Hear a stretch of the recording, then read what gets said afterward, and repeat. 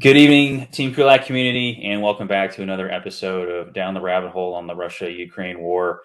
My Major Ian Brown here, Operations Officer at the Krulak Center, and I am back here with our Russia SME, Dr. Yuval Weber. And today we are going to look at really a military-oriented episode, given that we sort of not just general agreement, from the Russian side and the Ukrainian side both, there's sort of consensus that focus has now shifted into the eastern part of the country, and we're potentially going to see some different types of warfare there than we saw in the initial invasion and activities around some of the major cities.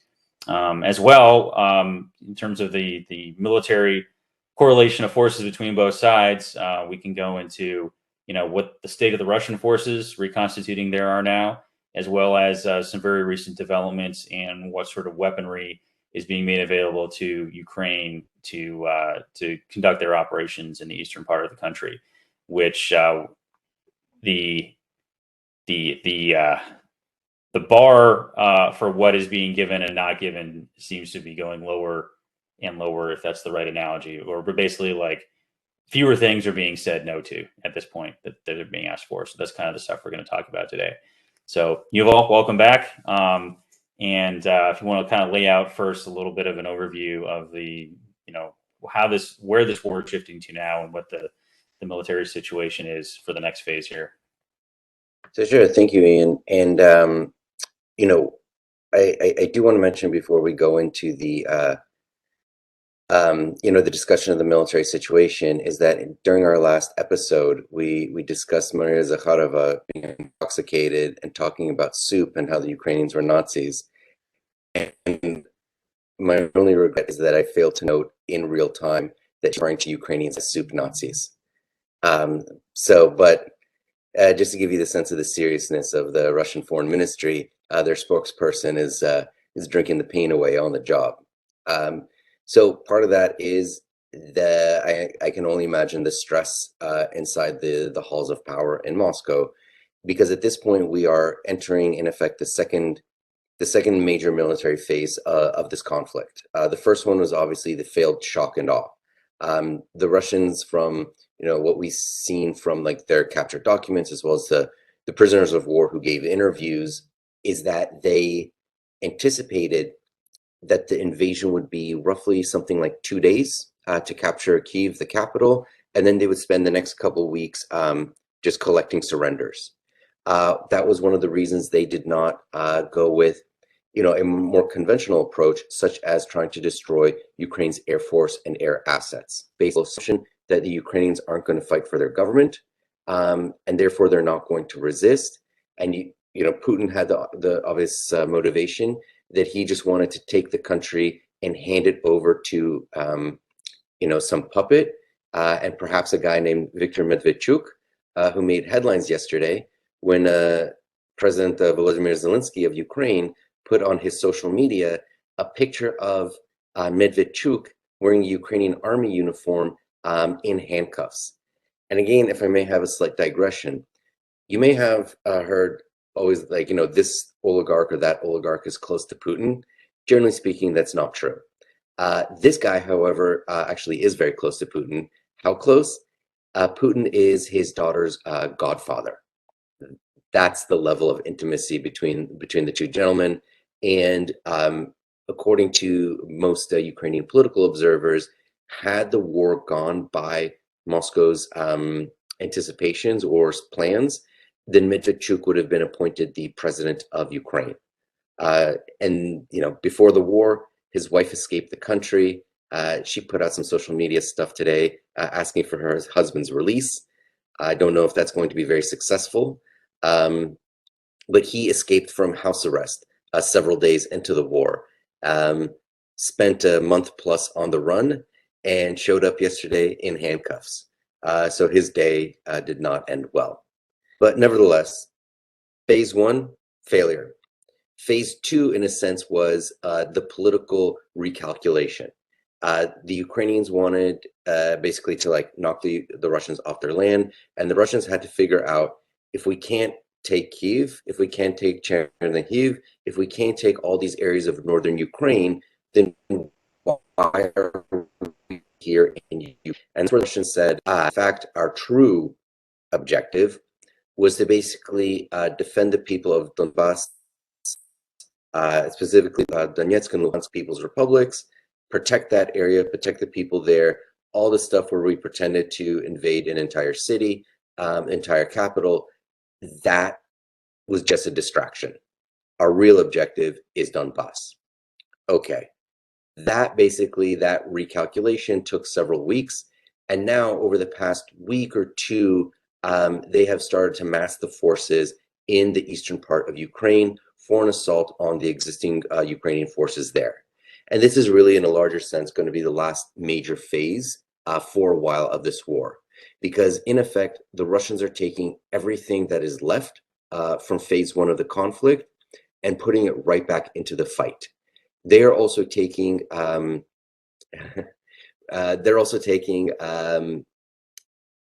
forces from their bases in Pakistan, which is on roughly speaking the other side of the world, in order to help in this fight. And it seems that Russia's view is that this is existential. It is April 13th right now. May 9th is their victory day. They need victory. They need it now. And they need to show that they have made some military and some strategic and some truly political gains from the beginning of the war to this, or else the Russian people are going to be in a position where they'll think, we're now how many months into this conflict? How many people have died? What are we actually getting? And so that's in essence where we are right now. The Russians are putting more or less everything they have left. The Ukrainians are getting a lot of stuff from the West. And today, what you mentioned in your intro, I just wanted to read off a few of the things that the Ukrainians have been essentially given in the latest tranche of security assistance.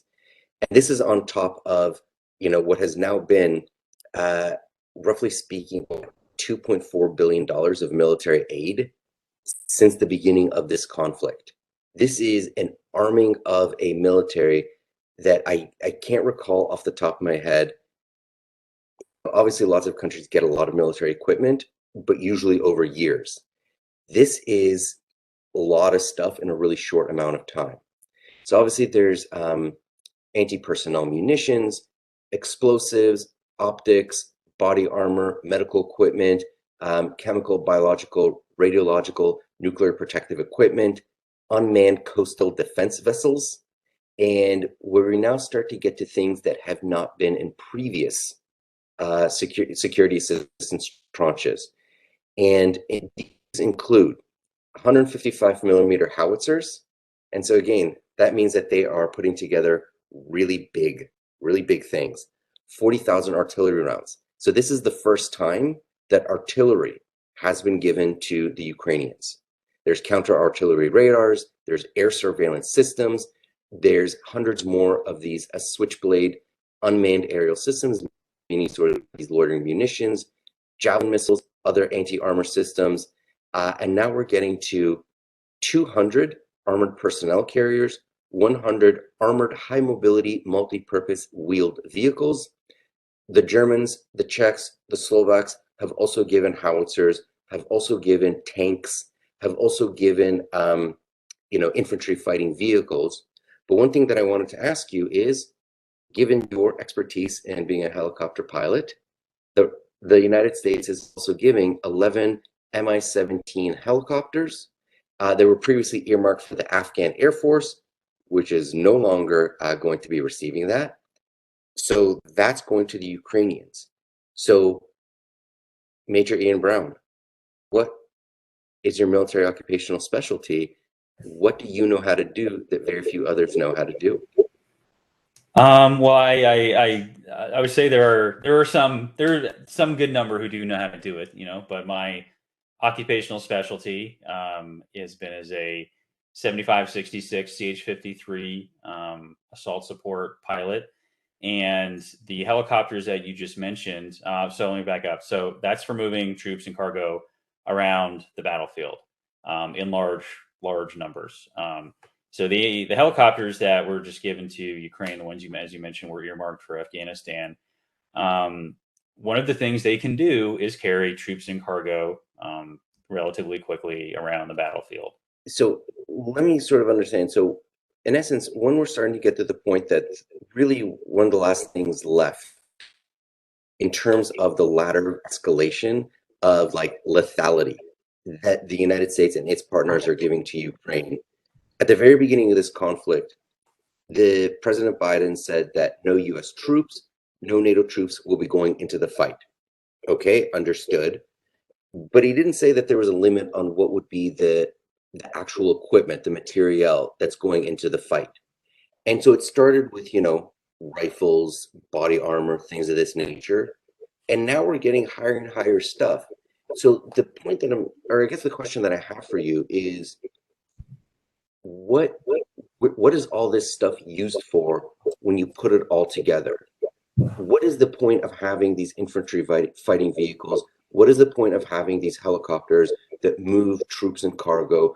What is the point of having these tanks, like the big guns that require like 8 people to like operate?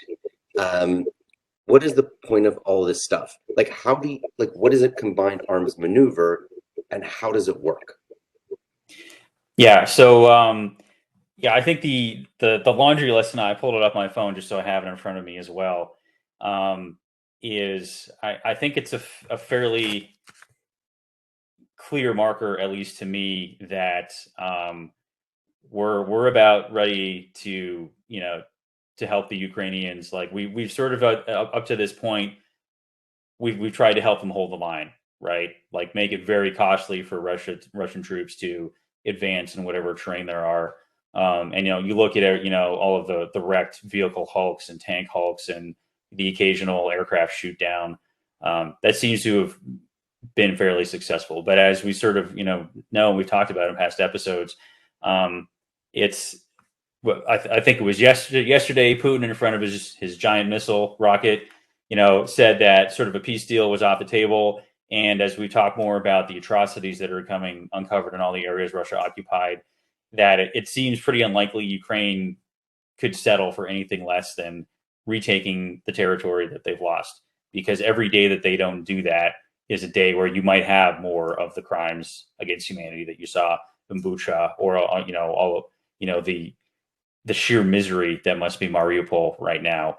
Like that will continue to happen every day, every hour that Russian troops occupy Ukrainian territory. So Ukraine is not going to want to let them occupy that territory any longer than they can, which means they have to go on the offensive and push those Russian troops back. And so I think as we talked about before, I'm not going to get out over my skis. I'm not a certified credentialed strategist in any means, but the things that are on this list now, along with some of the other things we've been seeing in the news, such as other NATO countries, as you mentioned, Germany starting to funnel in more armored vehicles, Russian type model series tanks like the T-72, and this sort of will they won't they about fixed wing aircraft. But these are things that you use sort of when you go forward. And when we talk about the combined arms thing, I think another point that's been mentioned in terms of the terrain that's out there in eastern Ukraine, which is the focus now, is that you're getting into more, what we would sort of talk about is favorable territory for maneuver. It's not an urban environment where you're congested into streets and block by block, and movement is very, very slow. And as the Russians kind of found out, vehicles, especially vehicles that are badly tactically employed, don't do well in that environment. And that's also a case where the defender doesn't necessarily need its own tank or armored personnel carrier, because they have buildings and structures that are just there in the environment to act as these hard points. Well, you don't necessarily have that out in the eastern part of the country, where they're going to want to go and start pushing the Russians back. Largely flat. There are still some natural obstacles in terms of some forests and rivers, but otherwise, if you want to move large amounts of forces quickly in vehicles in mass, which is really the best way to do things quickly and in mass, this is the place to do it. So looking at this laundry list of stuff, to me, again, semi-armchair strategist, that's what we're getting ready to do. So how do all these things play into that, that combined arms construct that would have to be a part of this if if the Ukrainian military wants to do this and not get, absolutely savaged the way the Russians have been getting savaged, because they've been doing combined arms either very poorly or just not at all. So, what is combined arms, right? It's not really necessarily tied to a specific type of weapon system, but the point is, and I'm sort of drawing on my own Marine Corps doctrine here, but I think it's fair across the board, sort of in the U.S. and most militaries, is you use multiple things to put your adversary into a dilemma where no matter what they do, they're going to expose themselves to one of those arms. So you bring a multitude of those arms to the table, so that kind of doesn't matter what they do. If they do one thing, they're going to expose themselves to something that's lethal to them. If they do something else, they'll be exposed to another thing. So looking at this list of stuff, right, we got, we're talking about tanks, talking about armored personnel carriers, the howitzers, the helicopters.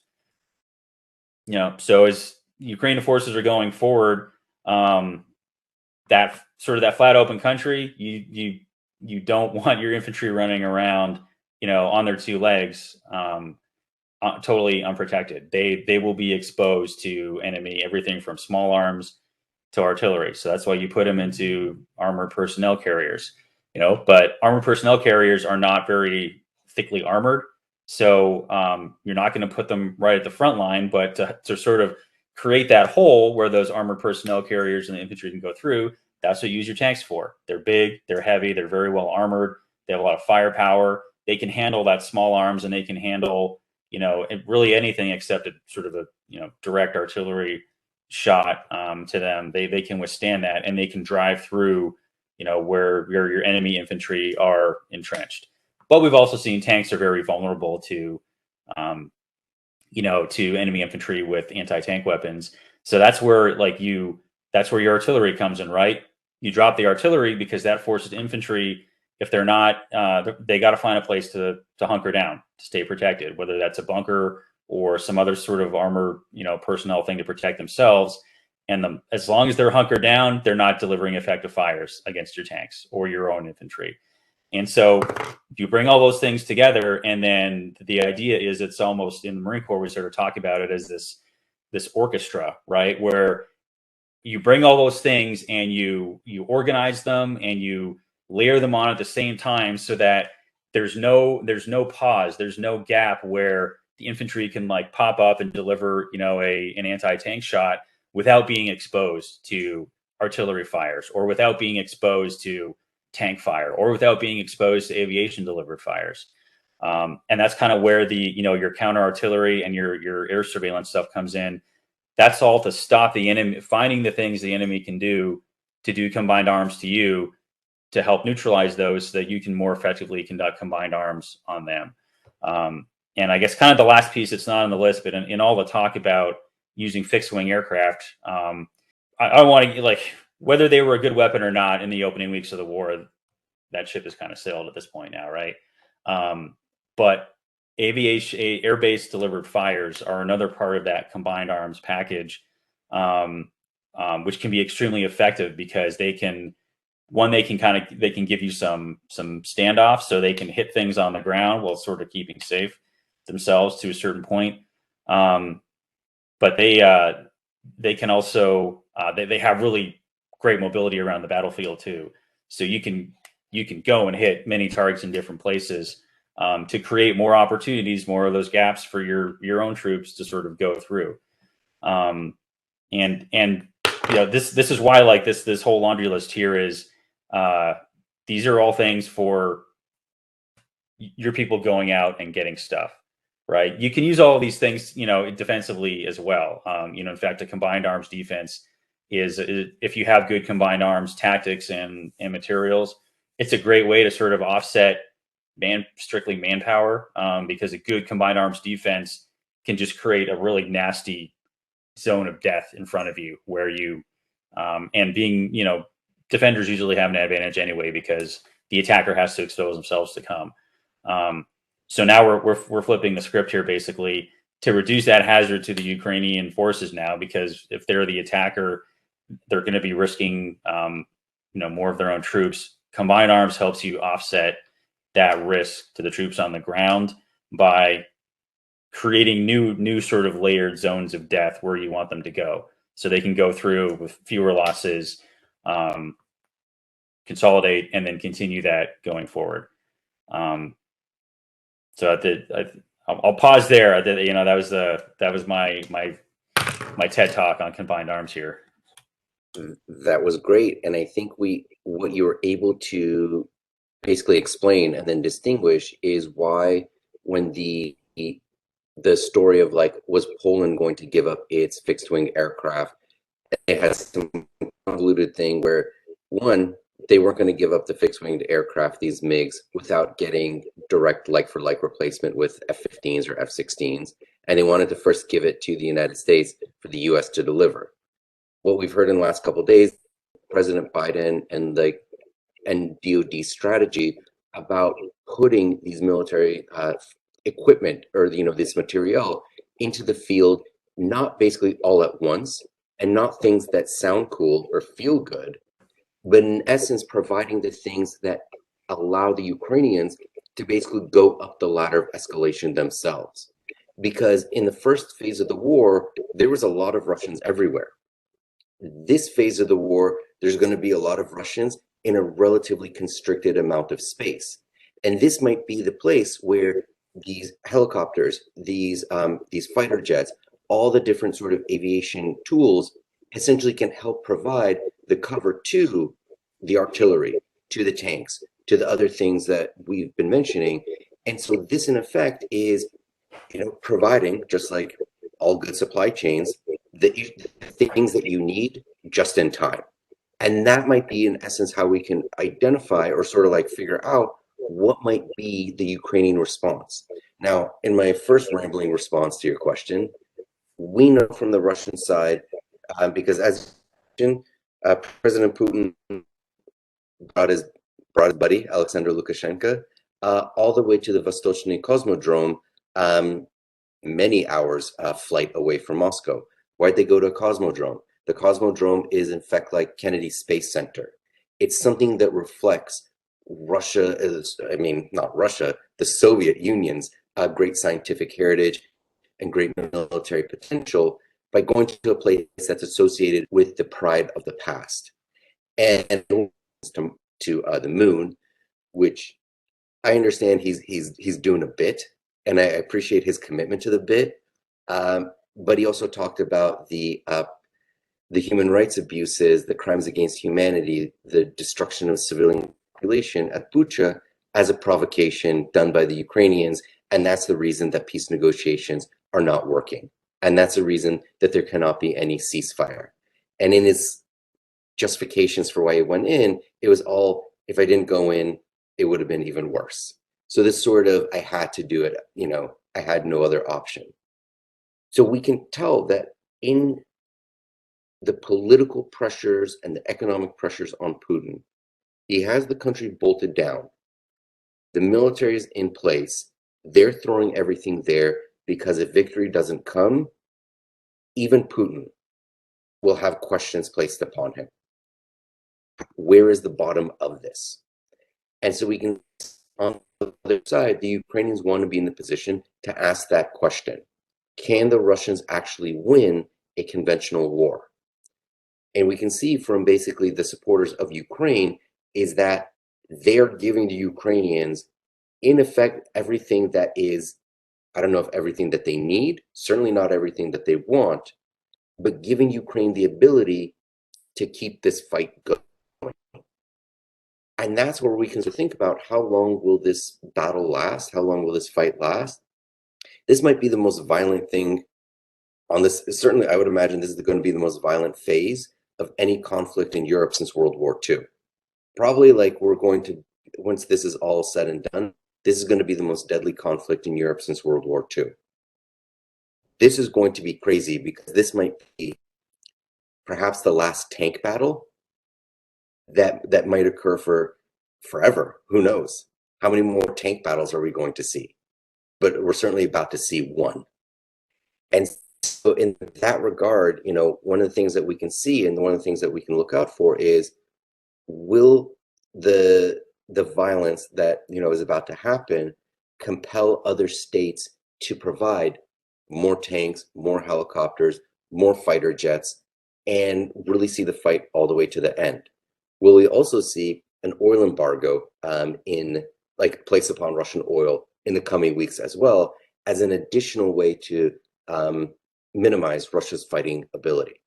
So on a couple of those points there, and then I don't want to keep you here too much longer, since I think my TED talk was longer than the usual 10 minutes that we usually they're allotted to. But I think you kind of pointed out a couple of key words there, which in the especially in the context of the broadcast that we did today, where we were talking about Russia's nuclear options, they sort of raised some ominous questions about, if this is existential for Russia and for Putin, like if as you said, this is the last roll of the dice, because this is the legitimacy of his regime on the line,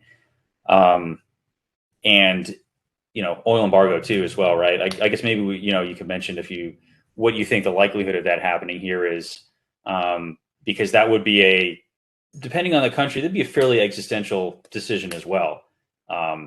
Especially for the countries like Germany that are extremely, much more dependent on those for, the basics of life, really.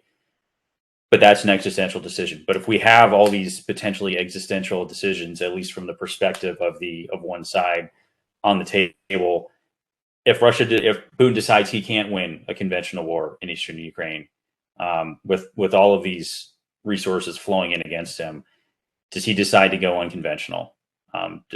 If it's truly existential for him, what does that do to sort of the last set of weapons that he's got that he hasn't used yet? So certainly, I mean, at the beginning of the conflict, any involving Russia sort of like it brings the because that is the last safeguard. We have also seen over the past number of weeks the Russians really trying hard, really putting like most of their government into action in order to stabilize the economic situation. And so that makes me think that they do believe that there is going to be a Russia after this war. If they were just letting, basically anarchy in the streets, then I'd be much more concerned, because it would show that they don't care what's about to happen. And so in that regard, I think to the extent that, again, this is Ukraine's land, I can imagine the expulsion of Russia from all of Crimea except Ukraine, because I think Crimea is basically, that's the real red line, because the entire last 8 years, everything has flowed from the decision to take Crimea. So as long as they can get Crimea, I imagine that they would just bolt down the economy, pretend to be nice in order to get the sanctions lifted, to really sort of like stabilize it from like that point onwards. But ultimately, they know that the same way that like we know, the first nuclear weapons that's going to be used is not guaranteed to be the last one. And once that begins, then Russia gets melted, as well as whoever's on who's ever on the receiving side of that. Because if they use unconventional, and chemical weapons seem to be like the intermediate step here, is that's going to likely propel total oil embargo on Russia. And really the critical thing for European energy at this point is natural gas. They have said, and clearly natural gas is going to be phased out over the next couple of years, but it does not seem outside the realm of possibility that chemical weapons usage against Ukraine sees Russian gas be sanctioned, or you can say sanctioned embargo, like all these different things. It could sort of be something like the Iran nuclear deal, in which Iran sold the oil, but the money went into escrow accounts that created, in effect, this ever-growing treasure chest that should Iran, get to the bargaining table and sign like the JCPOA nuclear deal, they would then get access to all this money. And that might be, in essence, the intermediate step, is that if Europe's already gone after Russian coal, it seems that they're going to go after Russian oil pretty quickly, and then they'll go after Russian gas by creating, these escrow accounts. And that seems to be the way that, in essence, the West's larger, in essence, combined arms is to go after the Russian economy in the short term, as well as its long-term modernization, give weaponry to the Ukrainians, and then essentially dissuade all other states from providing substantial or significant just support beyond the rhetorical to Russia. Well, actually made the beginning of that made me feel a little bit better, at least about sort of where this all goes, because I think indications that there's a plan for the future, or assumption that there will be a future, is definitely better than there's no tomorrow, so let's just party like there's no tomorrow, or fight like there's no tomorrow, which is really the thing we don't want to have, because we ultimately we would like it tomorrow for everybody, but without Russia doing the things that it's doing in Ukraine. Let's see. I think we've been going for a good while now. Yeah, so this might be a good place to pause. Yeah. Do we want to talk about potentially new NATO members right now, or do we want to save that for another episode? Looks like Finland and Sweden are on their way. Yeah. So so the six-dimensional chess of dividing NATO is working out very well, isn't it? Yeah. So I think where we can conclude is by saying that this war has killed more, because this war was about the defense of Russian speakers, Russian culture.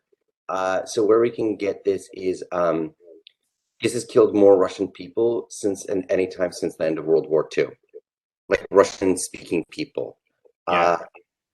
This will prevent Russian from being used in any other context except like Russia and existing places. If you want to get fully demographic, it'll prevent Russian speakers from being born. It will get more countries into NATO. Ukraine may not become part of NATO, but it'll be a NATO member in all but name in terms of the military capabilities that it has. And I don't think it's outside the realm of like possibility or imagination to say that after the UK, France, and perhaps even in Germany, Ukraine will have the fourth most powerful military on the Eurasian landmass for at least a good amount of time. Yeah, powerful and experienced, extremely, which is that there's just no substitute for it. They'll have things to teach, practical things to teach all of those other countries coming out of this. Yeah, the Ukrainian economy will be rebuilt because it'll be priority number one of Europe for a while. Russia's is not going to have the same amount of external support to just get back on its feet. So Russia will be poorer, weaker, more isolated, and fewer of them than before. So great job, everyone. Really, round of applause, Mr. Putin. Yeah, that's, as you summed it up right there. Don't see any other way that's not his legacy at this point. That's how he's going out at this world. That's going to be his contribution to Russian history. When everything is an emergency, but you're worried about your place in history, you're going to make some terrible mistakes, and you're going to make them repeatedly. Yeah, and we don't seem to have found the end of that reservoir of mistakes that they can make. So I am confident we'll have more of those to talk about in future episodes. We don't want to go into it right now, but there's some things we were talking about before we started recording, which if there's confirmation of that later the next few days, could make for some other interesting questions about decision making and employment of forces. But we'll save that for another day. Yeah, Yuval, thank you very much for your time again, and we'll get another one here soon, but not too soon. We can have a little bit of a break. Take care and be well. All right, you too.